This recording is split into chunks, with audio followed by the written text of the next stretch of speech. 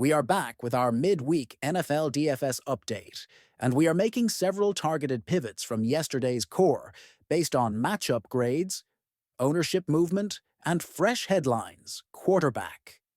We are moving from Jalen Hurts to Justin Fields at 5,700 with a dash rank of 100 and a 19-point projection against Buffalo, who have one of the worst defenses overall with an opponent rank of 31.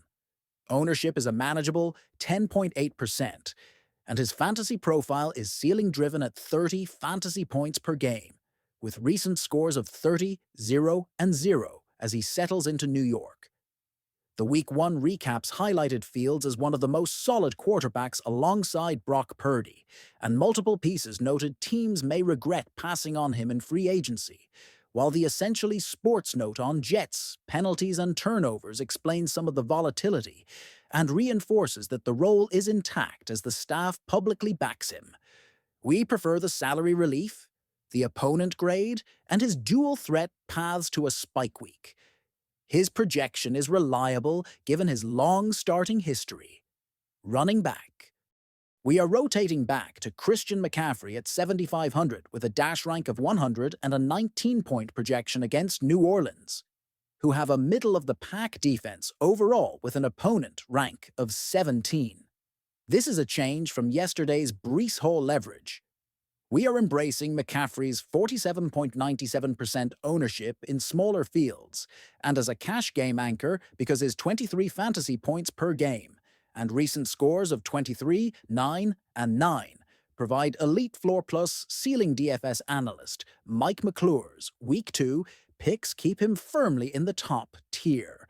And while preseason coverage questioned his calf and Kyle Shanahan's risk tolerance, Week 1 usage and production quieted that concern. His touch count remains among the most secure in football, covering both carries and targets, and the price is friendlier than usual for his profile wide receiver. We are pivoting back to Malik Neighbors at 7,100 with a dash rank of 100 and an 18-point projection against Dallas, who have a middle-of-the-pack defense overall with an opponent rank of 15. This is a move from yesterday's CeeDee Lamb preference.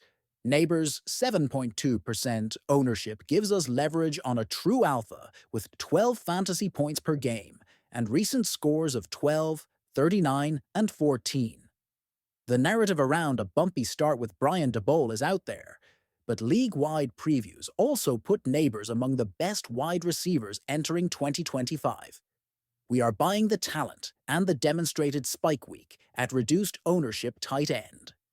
We are returning to Sam Laporta at 4,800 with a dash rank of 100 and a 10-point projection against Chicago, who have a middle-of-the-pack defense overall with an opponent rank of 19.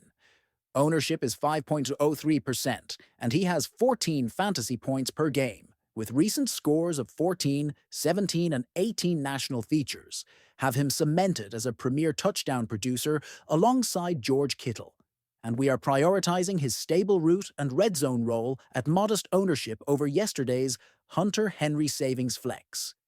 We are shifting from Garrett Wilson to James Conner at 6,600 with a dash rank of 100 and a 15-point projection against Carolina, who have one of the worst defenses overall with an opponent rank of 23. Conner's 4.87% ownership, 14 fantasy points per game, and recent scores of 14, 3, and 30 fit the tournament profile we want. His touch count stays consolidated, and the matchup elevates touchdown equity defense and special teams. We are moving from the Cardinals to the Rams defense at 3,100 with a dash rank of 100 and a 7-point projection against Tennessee, who have the absolute worst defense overall with an opponent rank of 32. Ownership is 6.4%, with recent fantasy scores of 11, 14, and 9. We are targeting pressure and short fields, translating to sacks and turnovers. Quick value notes. Spencer Rattler at 4,800 carries a dash rank of 48 and a 12-point projection against San Francisco, who have a tough defense overall with an opponent rank of 3. Ownership is 1.03%, with 11 fantasy points per game, and recent scores of 12, 15, and 7. He is a large field dart only. His projection is less reliable, given limited starts. But preseason and Week 1 reporting confirmed he can run a late-scoring drive, and he works as a skinny bringback opposite McCaffrey if you are embracing variance. Andrew Beck at 4,000 has a dash rank of 47 and a 2-point projection against Buffalo, who have one of the worst defenses overall with an opponent rank of 31. Zero ownership and fullback usage make him a pure punt to jam studs in Jet stacks. Floor is fragile, and this is for extreme salary relief only. Tyler Johnson at 3,200 brings a dash rank of 81 and a 4-point projection against Buffalo, who have one of the worst defenses overall with an opponent rank of 31. Ownership is 0.2%, with recent scores of 5, 0, and 0. He correlates with a Justin Fields stack as a punt wideout in Jets' heavy builds. Dawson Knox at 2,700 owns a dash rank of 47 and a 3-point projection against the Jets, who have one of the worst defenses overall with an opponent rank of 30. Ownership is 0.37%, with recent scores of 2, 2, and 1. He is a bringback punt in game stacks where you bet the pace pushes passing volume. Harold Fannin Jr. at 3,100 carries a dash rank of 100 and a 7-point projection against Baltimore, who have the absolute worst defense overall with an opponent rank of 32-0 ownership and 14 fantasy points last game. With camp buzz and third-round draft capital notes in the news, he fits as a cheap flex or TE pivot in value builds.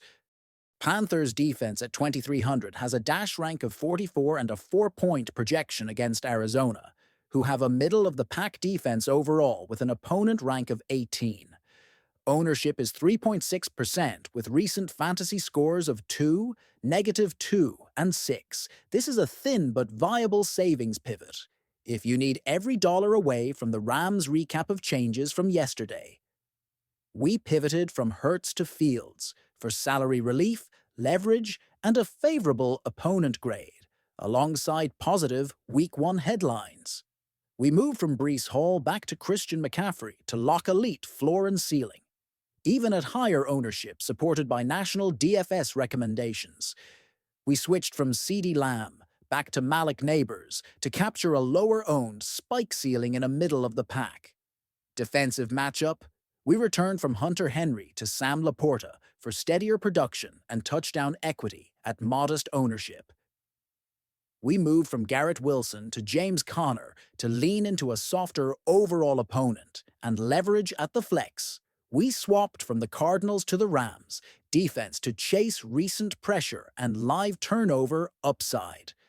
If late-week news shifts roles or ownership meaningfully, we will update again.